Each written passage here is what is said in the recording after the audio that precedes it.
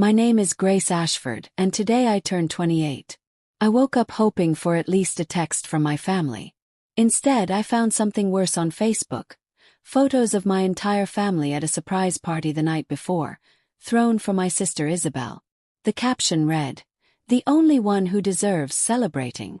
I commented, "Nice cake." My mother replied, "At least someone is worth baking for." I smiled and typed back 4 words that would change everything. Enjoy it while you can. Before I continue, let me just say, if you've ever felt like the invisible sibling in your own family group chat, you already know exactly where this is going. Buckle up because it gets messier before it gets better. The Facebook incident might shock you, but for me, it was just the latest episode in a lifelong pattern. Growing up, our family had clear roles. I was the responsible one, and Isabel was the golden child. 3 years younger than me, she somehow managed to get praised for the smallest efforts while my achievements quietly gathered dust in a drawer. Literally, as it turns out. I still remember my 10th birthday. I'd asked for a small party with my friends from school. Nothing extravagant, just pizza and games in the backyard. The day before, Isabel decided she wanted to join the local dance class. Suddenly, my birthday money became her registration fee. "We can celebrate next weekend," Mum said, in the tone of someone rescheduling a dentist appointment. That next weekend never came. I did, however, get a very informative lecture on plies from Isabel, unprompted, for the next 6 months. When our parents divorced, I was 12 and Isabel was 9. The separation hit our family like a hurricane, leaving emotional debris everywhere. Dad moved across town, promising weekend visits that became monthly, then quarterly, then just holiday appearances, the kind of soon that never quite arrives, like a bus that's perpetually 2 minutes away on the app. Mum fell into a depression that left me picking up the slack. I cooked meals, helped with homework, and made sure bills were placed prominently on the counter so she'd remember to pay them. I was basically running a small household administration at age 12, minus the salary. Isabel reacted differently. She acted out, skipping school, slamming doors, screaming that the divorce was somehow my fault, a logic I still haven't managed to follow, and I got a first-class degree. Rather than discipline her, Mum would spend hours consoling her, buying gifts to smooth over our broken home. "Your sister is sensitive," Mum would explain whenever I questioned the double standard. "You're strong, Grace. You can handle things." Turns out, "you can handle things" is parent code for "you're on your own now." By 16, I had a 4.0 GPA, was captain of the debate team, and worked weekends at the local grocery store to save for university. When I made the honor roll, my induction ceremony fell on the same day as Isabel's junior football match. No one from my family attended my ceremony. That night they brought home ice cream to celebrate Isabel scoring a single goal in a match they lost 4-1. "We're so proud of you too, Grace," Dad said over the phone when I called to tell him about my achievement. "But you know your sister needs the encouragement more than you do." I have never understood how losing 4-1 required more encouragement than making the honor roll, but apparently I wasn't fluent in Ashford family mathematics. University was my escape. I earned a partial scholarship and worked 2 jobs to cover the rest. Mum called weekly, but conversations always circled back to Isabel's latest drama. When Isabel graduated secondary school with a C average, they threw her a party that cost more than my entire first-term textbooks. When Isabel decided to attend the local college, I was genuinely happy for her. Maybe some structure will help her grow up, I thought. 6 months later she dropped out, claiming it was too stressful, the stress in question apparently being attendance. By then, I had graduated and landed an entry-level position at a marketing firm. I was making enough to rent a small flat and start paying off my student loan. Then came the call from Isabel. She needed first and last month's rent for a flat. "Just until I find my passion," she explained, as though passion were something you tripped over on the pavement. Against my better judgment, I transferred the money. Mum called to thank me, saying, "It's nice to see you finally helping your sister." As if I hadn't been helping her our entire lives, unpaid, uncredited, and unthanked. What they didn't know was that I continued helping. For the past 2 years, I'd been transferring 35% of Isabel's rent monthly. Not because she asked, but because her landlord, Mr. Caldwell, called me when she was 3 months behind. Rather than let her face eviction, I set up automatic payments. I never told my family, and Isabel never acknowledged it. She still complained about barely making rent at family gatherings while I sat silently, like the world's most expensive mute extra in her one-woman drama. Last Christmas, Isabel announced she'd been promoted at the boutique where she worked part-time. Everyone toasted her success. Later, I overheard her telling Mum she'd actually been fired weeks earlier but didn't want to ruin the holiday. I said nothing about the extra money I'd sent when she texted claiming her heating might get shut off. My 27th birthday passed with a text message from Mum. "Happy birthday. Taking Isabel shopping for her job interviews. Call you later." She never called. I spent the evening alone, treating myself to takeout and a film, telling myself it didn't matter. A month before this birthday, Dad called to ask if I could contribute to a special surprise they were planning. He wouldn't elaborate, just said the family was pulling together for something important. I sent £400, assuming it was for Mum's upcoming 60th birthday. I even marked my calendar to make sure I'd be available for whatever they planned. Now, looking at those Facebook photos, I realized what the special surprise had actually been. A party for Isabel on the eve of my birthday, funded partly by me. The irony was almost impressive. Almost. This morning I woke up at 6:30 like any other workday, except it wasn't just any day. It was my 28th birthday. I lay in bed for a few extra minutes, allowing myself to hope that today might be different. Maybe there'd be a text from Mum or even a call from Dad. At the very least, Isabel might remember, if only because Facebook would remind her. Check my phone. 3 messages. One from my boss wishing me a happy birthday and letting me know she'd left a card on my desk, one from my old university flatmate who never forgot, and one from my dentist's automated system reminding me about a cleaning next week. My dentist's software cared more about my well-being than my own mother. That's not a low bar. That's underground. I showered, dressed for work, and by the time I arrived at the office, my Instagram had a few birthday messages from acquaintances. Still nothing from family. I threw myself into work, telling myself I didn't care. After all, I was 28, not 8. Birthdays weren't supposed to matter at my age. During lunch, I finally allowed myself to check Facebook. That's when I saw them. 27 photos posted by my cousin Lily at 11:30 the night before. Surprise party for the one and only Isabel. Family is everything. I scrolled with increasing disbelief. There was my mother, beaming with pride as she carried in a 3-tier cake with "Isabel is our star" written in elegant script. There was my father, who'd claimed he couldn't visit this month due to work constraints, arm around Isabel as she opened a small jewelry box, her face frozen in shock as she pulled out what looked like diamond earrings. There was Aunt Priscilla, who lived 3 counties away and had missed my graduation because traveling is too difficult. Uncle Nigel and his wife, whom I hadn't seen in 2 years. Even my grandmother, who needed help walking, had made the journey. The location was unmistakable. My parents' old house where Mum still lived. The house where I'd celebrated birthdays with supermarket cakes and practical gifts like stationery sets. The house I'd helped maintain, painting the kitchen one summer and fixing the leaky bathroom tap during university breaks because we can't afford a plumber. The details got more painful the further I scrolled. Balloons in Isabel's favorite color. A table piled with wrapped presents. A banner reading "We're so proud of you," hanging across the fireplace where my academic certificates had once been displayed, before being moved to a drawer to declutter. The final photo showed Isabel standing next to Mum, both holding champagne flutes. Caption: "Celebrating the only one who deserves it. So proud of our girl for landing her dream job interview. #proud family #best daughter."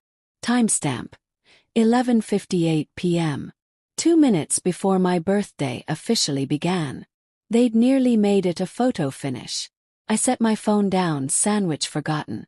A coworker noticed my face and asked if everything was okay. I nodded, forced a smile, and excused myself to the loo, where I splashed cold water on my face and took deep breaths. It wasn't just that they'd forgotten my birthday. They'd actively chosen to celebrate Isabel the night before. For a job interview. Not even a job. An interview. After I'd helped plan Isabel's elaborate 25th birthday the year before, coordinating with relatives and collecting money for her gift. A weekend trip to Bath she'd been hinting about for months. I finished my workday on autopilot. My boss stopped by with a cupcake and the promised card signed by the team. I thanked her with a gratitude that probably startled her. It was genuinely the nicest thing that had happened to me all day. That evening I picked up Thai food on the way home. My flat was quiet, exactly as I'd left it. No surprise visitors, no cards in the post. I ate straight from the container, scrolling through the photos one more time, unable to stop myself. The cake must have cost at least £210, from the bakery Mum always said was too expensive. I recognized the jewelry box from the shop at the shopping center. The champagne was the brand Dad saved for special occasions. And there, barely visible in the background of one photo, a gift bag from the tech shop with a corner of a laptop box peeking out. The exact model I'd researched for months, waiting for a sale or a work bonus to justify the expense. I set my food aside, no longer hungry. This wasn't thoughtlessness. This wasn't forgetfulness.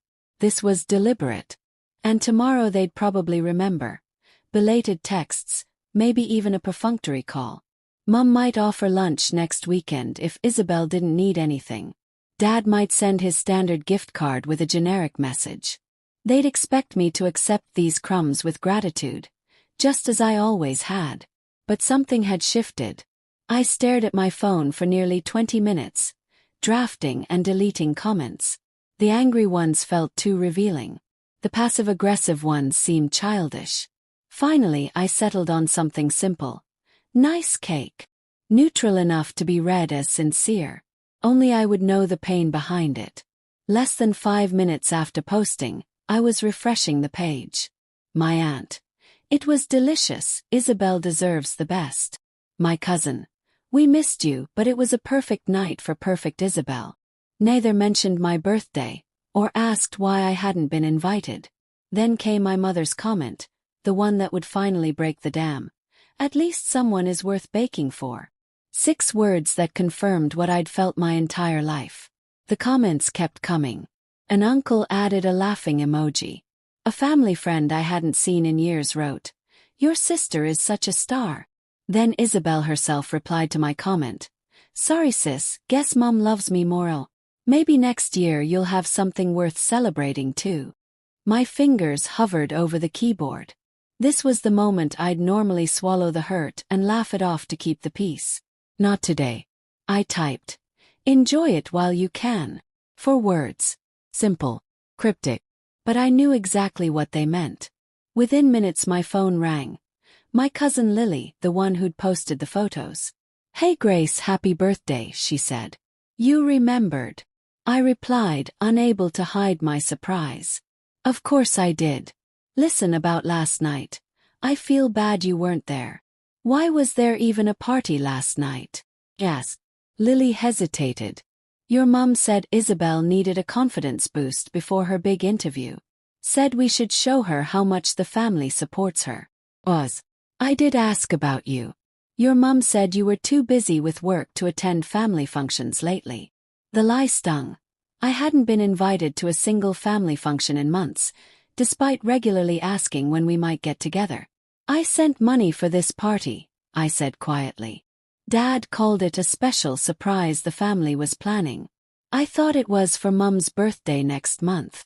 "Oh God, Grace, I had no idea," Lily said, genuinely upset. "That's really messed up." After we hung up, a text from Dad arrived. "Happy birthday, kiddo. Sorry I can't call today. Taking Isabel shopping for interview clothes. Dinner soon." No mention of the party. No acknowledgement that he'd been in town and hadn't contacted me. Just another broken promise of a soon that would never materialize. I placed my phone face down and finally allowed myself to cry. Not delicate tears, but the ugly, body-shaking kind that had been building for 28 years. I cried for the little girl whose birthday money went to dance classes. For the teenager who celebrated achievements alone. For the adult who kept giving to a family that took and never gave back. When the tears stopped, I felt hollowed out but strangely clear-headed, like a fever had broken. I remembered the pattern, the public comparisons at family gatherings. Why can't you be more like your sister? The constant refrain that Isabel needed more support. I'd spent my life internalizing the message that Isabel's needs would always matter more than mine. I was done being the understanding one. Done being invisible.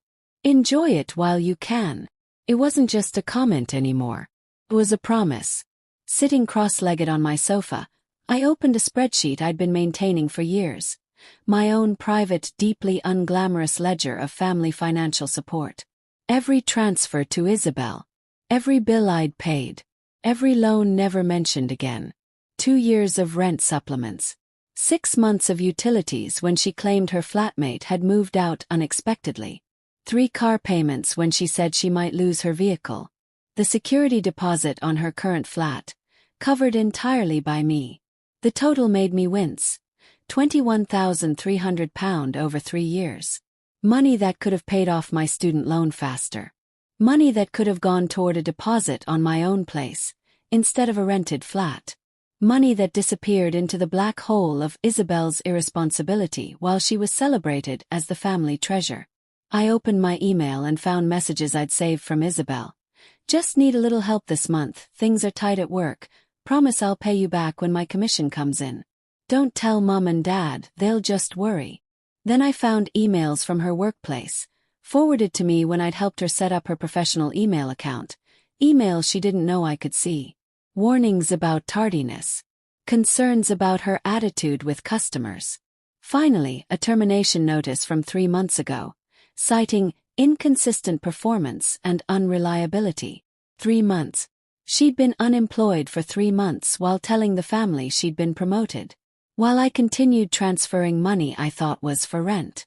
While my parents planned a party to celebrate her fictional job interview. I checked my bank statement. The automatic transfer to Isabel's landlord was scheduled for the first of the month. £700, sent directly to the letting agency, because Isabel had proven she couldn't be trusted with the money herself. I found the contact details for Mr. Caldwell, her landlord. I'd spoken with him when Isabel first faced eviction, working out the arrangement that had kept her housed. I also found something else. A notice from the utility company, accidentally sent to my email instead of hers, warning of disconnection due to non-payment. Outstanding balance. Over £480. Despite the money I'd sent specifically for utilities just last month. The pieces fell into place with sickening clarity. Isabel hadn't been using my money for rent and bills. She'd been spending it elsewhere while letting things pile up, knowing I'd step in before disaster struck. She'd been fired but kept the charade going, living off my support while seeking sympathy from our parents. And my parents had enabled every bit of it, celebrating her lies while dismissing my genuine achievements. I took a deep breath and made 3 decisions. First, I logged into my bank account and cancelled the automatic transfer to Isabel's landlord. The next payment would have processed in 5 days. Now it wouldn't happen. Second, I composed an email to Mr. Caldwell. Dear Mr. Caldwell, I am writing to inform you that I will no longer be making payments toward Isabel Ashford's rent, beginning immediately. For the past 2 years I have been providing financial assistance without her taking steps toward self-sufficiency. This arrangement is now terminated. Please direct all future communications regarding payment to Isabel directly. I understand this may cause inconvenience, but I believe it is necessary for all parties to move forward appropriately. Sincerely, Grace Ashford. I hit send before I could reconsider. Third and hardest. I gathered the evidence. Bank statements, the termination email, the utility disconnection notice, photos of the surprise party, screenshots of the Facebook comments, and compiled it into a single, clear, irrefutable document. Then I wrote to my parents, with Isabel copied in.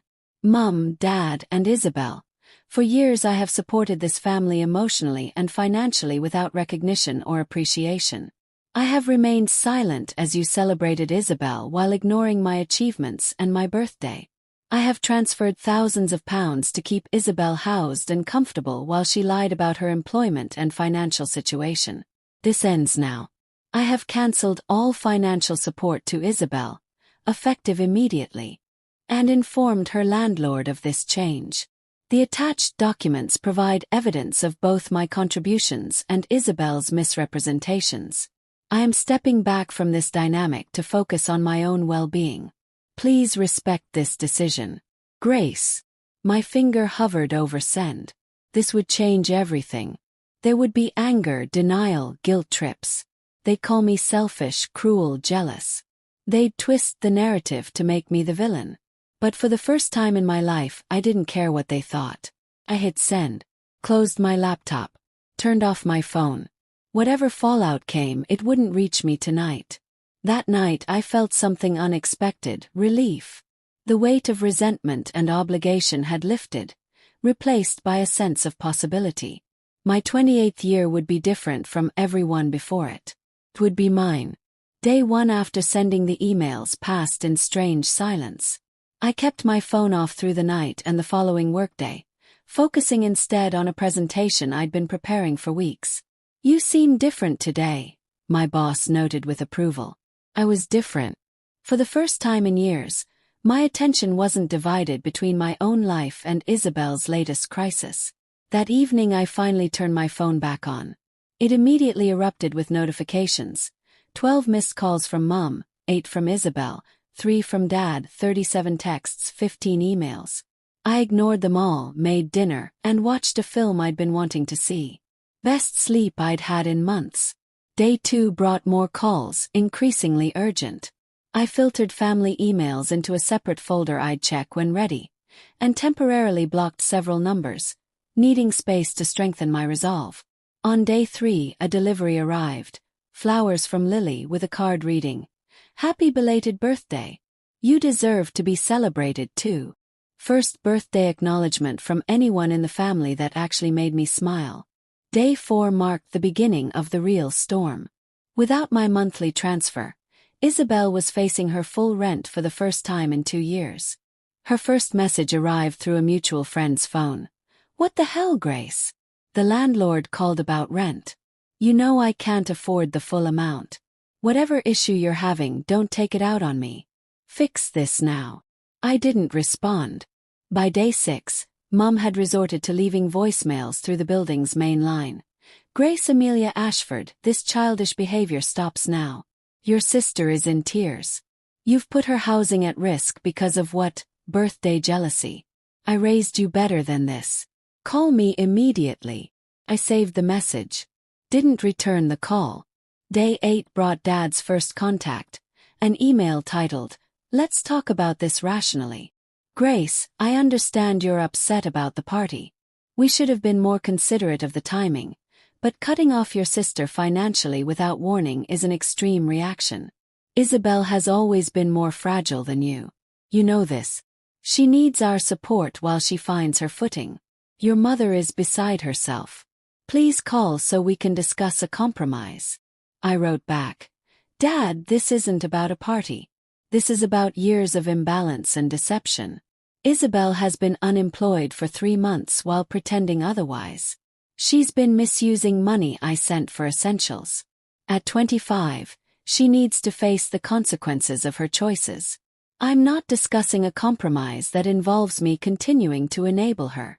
By day 10, the situation had escalated into what I privately started calling Operation Guilt Grace.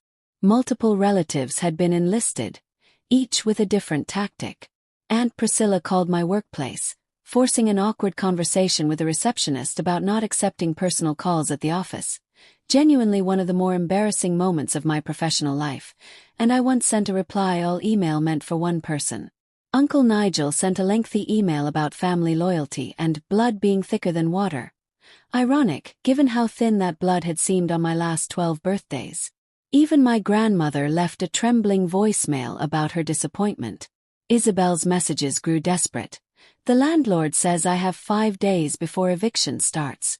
Are you seriously going to let your own sister be homeless? What kind of monster have you become? Followed an hour later by, I'm sorry about the Facebook comments, okay? It was just a joke. You always take everything so seriously. Please just send the money this one last time and we can talk about reducing it gradually. When appeals failed, the tone shifted entirely. Mom and Dad know everything now. How you've been spying on my emails. How you set me up to fail. Everyone can see how jealous you've always been of me. Good luck ever being welcome in this family again. I maintained my silence, though every message tested my resolve. The old Grace would have crumbled and sent the money to keep the peace. The new Grace recognized these as tactics designed to restore the status quo. On day 11, Mum sent her most pointed threat yet. You have 24 hours to resume financial support to your sister and apologize for this disruption, or you will face consequences. Do not test me on this, Grace. The vagueness might once have terrified me. Now it only confirmed I was making the right decision. That same day, Isabel's boyfriend Oliver, whom I'd met exactly twice, sent a rambling message accusing me of destroying Isabel's mental health, because I was jealous of how much everyone loves her. I blocked his number too, along with several others, building a small circle of peace around myself.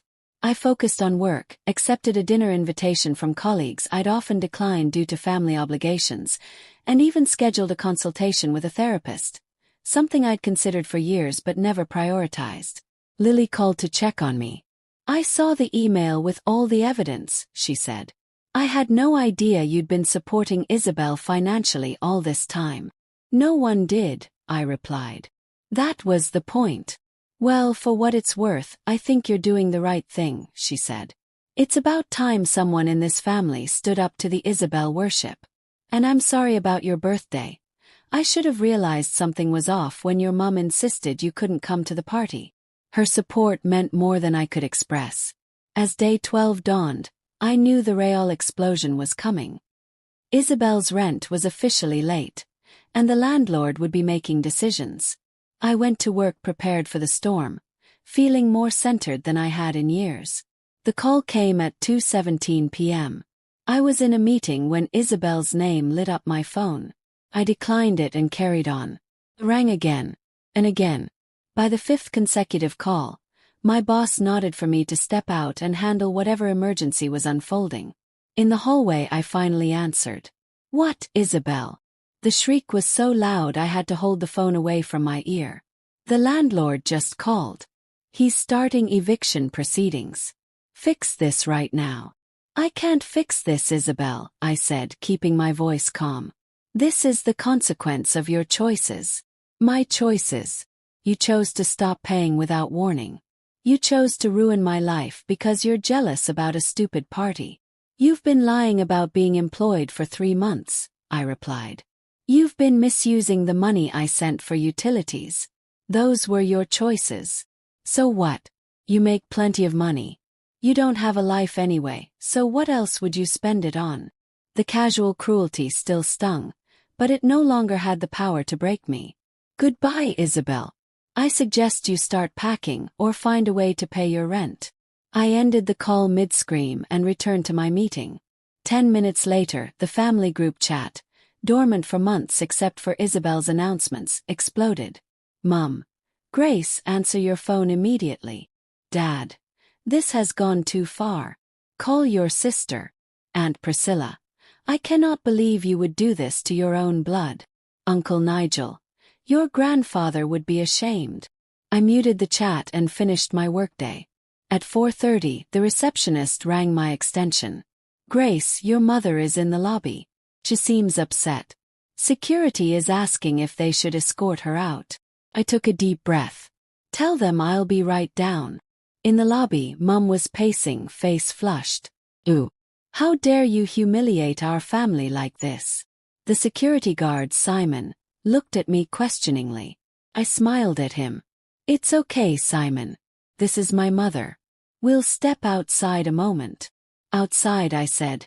Mom, I'm at work. This is inappropriate. Inappropriate. You know what's inappropriate? Sending private financial information to the entire family. Making your sister look bad to make yourself feel important. She could lose her flat. Mum, Isabel lost her job 3 months ago and didn't tell anyone. She's been lying to all of us. She was trying to find the right time to tell us. She had no problem worrying me when she needed money, I pointed out, but no problem accepting my help while mocking me publicly. That was just teasing. You've always been too sensitive. A colleague walked past, eyeing us curiously. I can't do this here, I said. If you want a civil conversation, we can schedule a time to talk. Now you want to talk after dropping this bomb on everyone. Your sister is having a panic attack. Your father had to leave work early. All because you couldn't handle not being the center of attention for once. The irony was so profound I nearly laughed. Mum, when have I ever been the center of attention in this family? She dismissed this with a wave. You're coming with me right now to apologize to your sister and reinstate the payments. No, I'm not. The simple refusal seemed to shock her more than anything else. In her world, I always eventually gave in. Excuse me. I said no. I'm going back to work. I suggest you leave before security becomes concerned again. Turn to go. She grabbed my arm. If you walk away from this family now, don't expect to be welcomed back. I looked at her hand, then at her. That sounds like a threat, Mum. It's a reality. Family stands by family. Funny, I said, gently removing her hand. I've been standing by this family financially and emotionally for years. Where was family stands by family on my birthday? She had no answer. That evening, the real confrontation arrived at my door. Through the peephole. Isabel, Mum, and Dad. I opened the door but blocked the entrance. Yes. Isabel pushed forward. You need to fix this now. The landlord says I have 3 days to pay or get out. Then I suggest you start packing, I replied. Dad stepped in, always the mediator. Grace, please, let us come in and discuss this rationally. I stepped aside. They filed in. Isabel throwing herself dramatically onto my sofa, Mum perching tensely on an armchair, Dad standing awkwardly by the window. Nice place, Dad commented. I don't think I've been here since you moved in. 2 years ago, I confirmed. Uncomfortable silence. Grace, Mum began. This vendetta against your sister has gone too far. You've made your point. Now it's time to be the bigger person. This isn't a vendetta, I said. This is me stopping an unhealthy dynamic that's gone on far too long. By making your sister homeless, Isabel interjected with a sob. You wouldn't be facing eviction if you'd been honest about losing your job and made arrangements with your landlord, I pointed out. Or if you'd used the money I sent for its intended purpose instead of whatever you actually spent it on. I had expenses. Like what? The designer bag you posted last month. The weekend trip to Cornwall with Oliver. Dad looked confused. Isabel, you said you were still employed. When did you lose your job? Isabel shot me a venomous look. It's complicated, Dad. They reduced my hours and then eventually let me go. But I've been interviewing for 3 months. With no results, I added. The job market's tough right now, she snapped. Especially when you were fired for chronic tardiness and poor attitude, I said, pulling up the termination email. Would you like me to read it to everyone? Mum intervened. Stop attacking your sister. This is exactly the problem, Grace.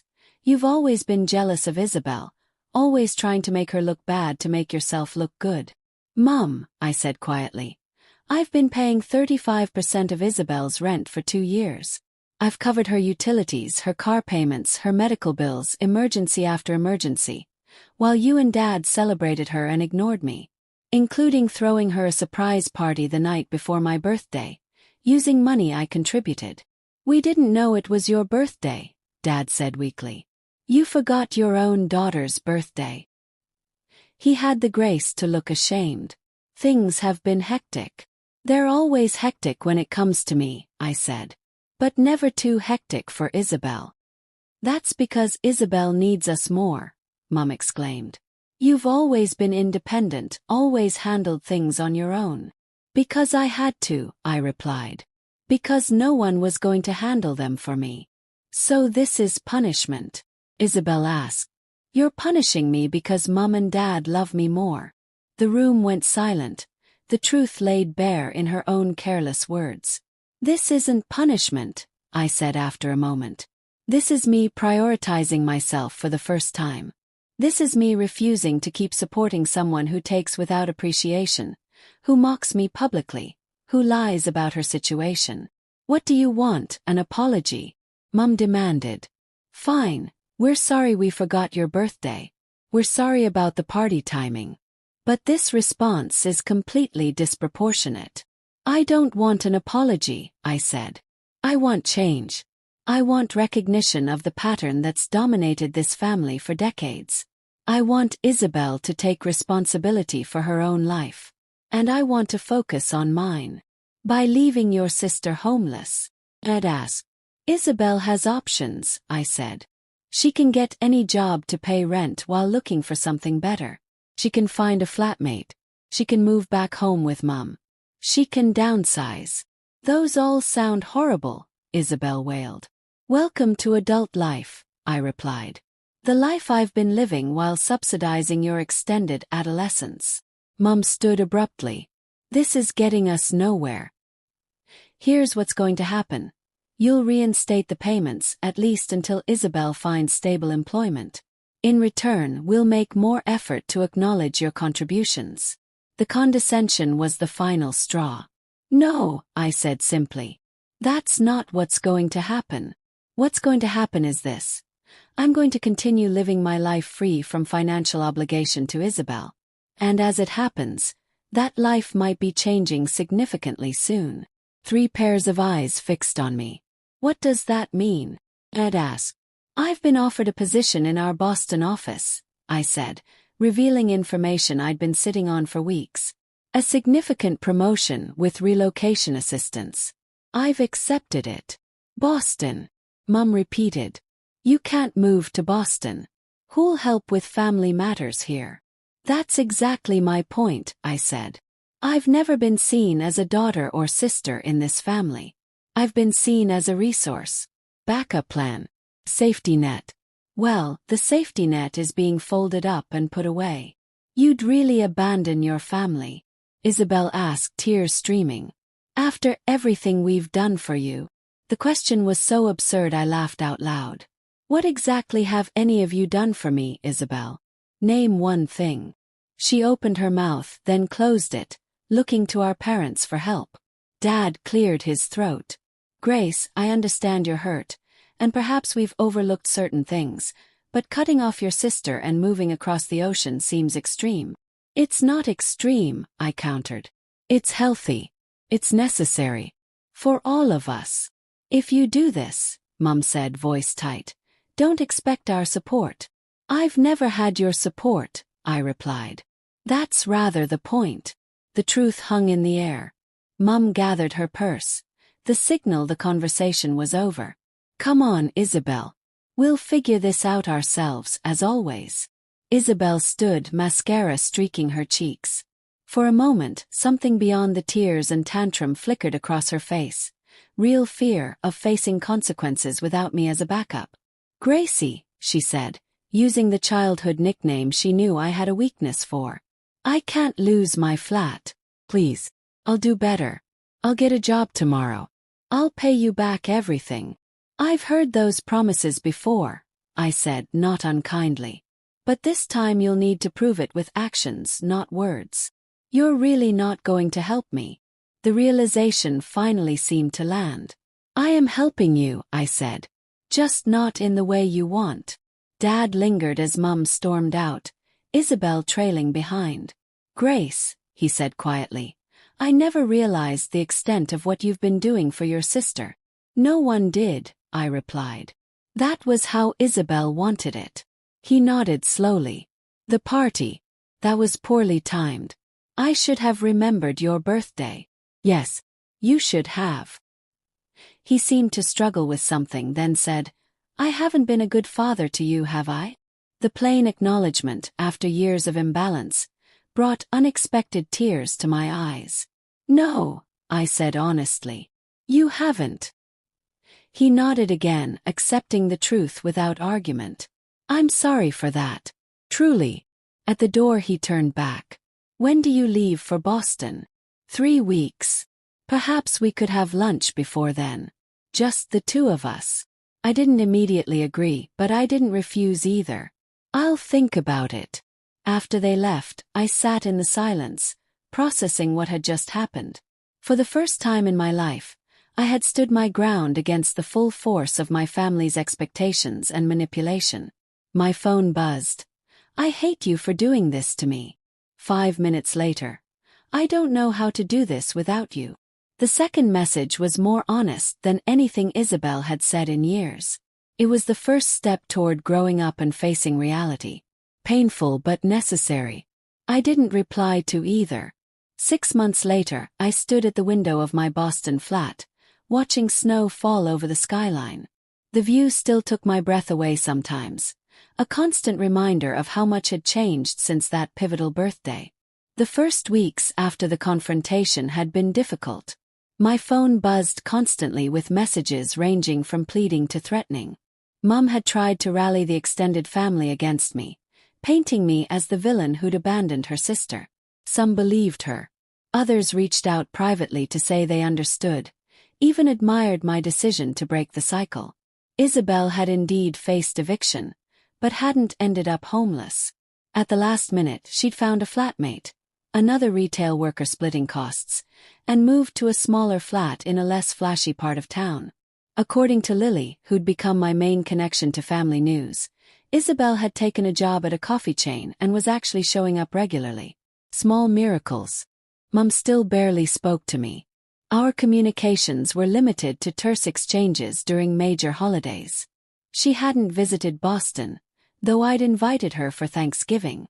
"Too busy taking care of the family members who still care," had been her response. Dad, surprisingly, had made more effort.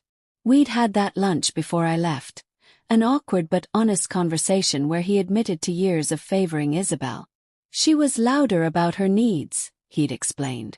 "And you seemed so capable, so self-sufficient." I think we all took that for granted. Not a complete apology, but a start. He'd visited Boston twice since, each time making more effort to know the woman I'd become rather than the daughter he'd overlooked. Our relationship was tentative but healing.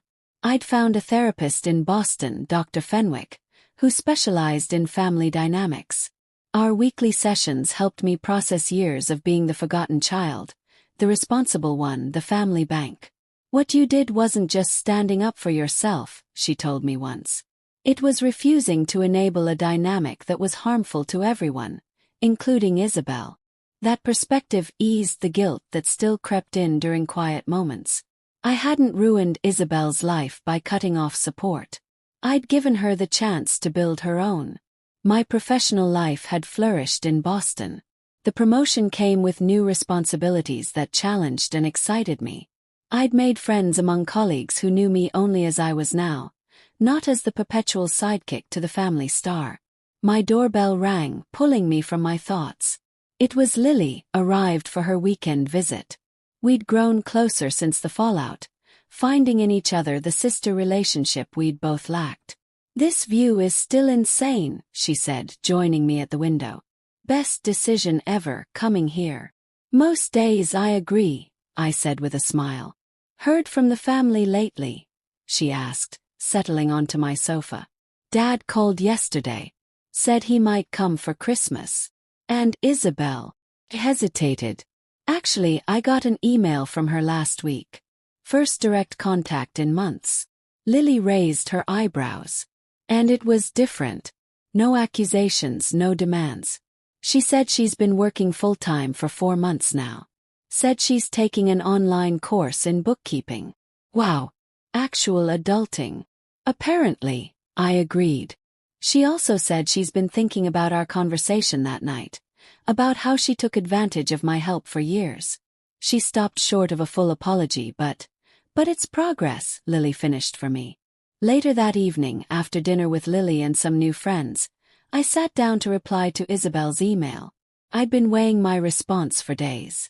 I wrote, "Isabel, thank you for your email. I'm glad to hear you're working steadily and pursuing education. Those are positive steps. The past can't be changed, but I'm open to building a healthier relationship moving forward. One based on mutual respect rather than dependency. Take care, Grace." Short. Clear boundaries, but an open door. Felt right. As I hit send, I realized how much I'd changed in 6 months. The old Grace would have jumped at any hint of reconciliation, rushing back into the dysfunctional dynamic at the first sign of improvement. The new Grace understood that real change required time, consistency, and maintained boundaries. I'd learned that family relationships, like all relationships, need to be reciprocal to be healthy. That love without respect isn't really love at all.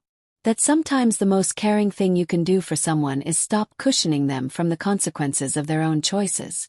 Most importantly, I'd learned that I deserve to be celebrated, not just for what I can give others but for who I am. My 29th birthday was approaching, and for the first time I was planning my own celebration, surrounded by people who saw me clearly and valued my presence in their lives.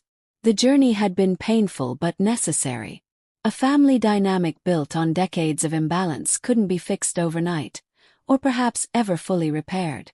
But I'd found peace in creating my own path, in prioritizing my well-being after years of putting others first. The snow kept falling outside my window, blanketing the city in quiet beauty. I thought about how sometimes we need to walk away from what's familiar to discover what's possible. How breaking patterns can be terrifying but liberating. How healing often begins not with forgiveness, but with the radical act of valuing yourself enough to say, no more. I was still learning, still growing, still figuring out the boundaries of this new life. But for the first time I was doing it on my own terms. Free from the weight of being the forgotten daughter, the reliable sister, the family bank. And that was worth celebrating. Have you ever had to make a difficult decision to prioritize your own well-being over family expectations? I'd love to hear your stories in the comments. If this resonated with you, please like this video and subscribe for more stories about setting boundaries and finding your worth.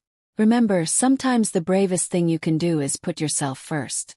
Thank you for listening, and remember, your story matters even when others try to write you out of it.